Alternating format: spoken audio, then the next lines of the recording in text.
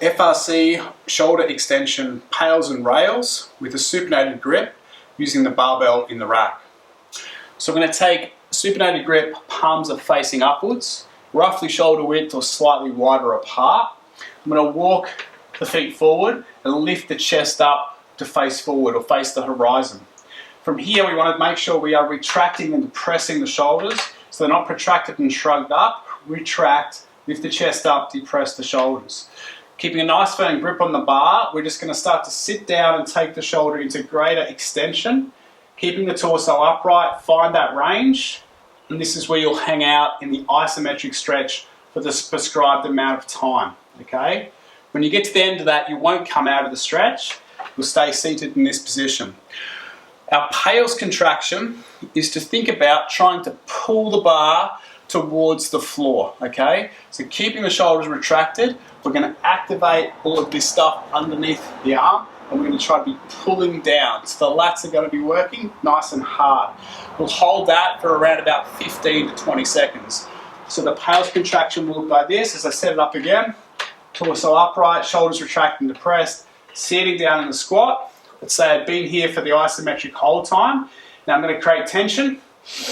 Suck the air in, pack it down nice and tight, tension throughout the body, and then start to increase the intensity of pulling down on the bar. So at 50%, 70% pulling down, 90%, now 100%. I'm pulling down nice and strong, trying to pull the bar towards the floor, holding for 15 seconds.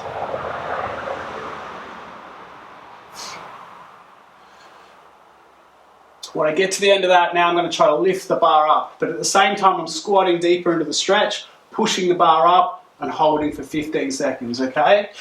So the rails contraction once we get to the end is now to try to lift the bar up, but we're going to sink deeper in the range, taking the shoulder into further extension and squatting down there. We're not going to physically lift the bar out of the rack, and we're trying to find that new range of motion, okay? So just again, if I'd been sitting there and I'd just finished doing my PAILS contraction, I would better sit deeper in the squat and think about pulling the shoulder blades back, keeping the chest up, and you'll start to feel that stretch in the chest, potentially in the biceps, in the anterior part of the shoulder.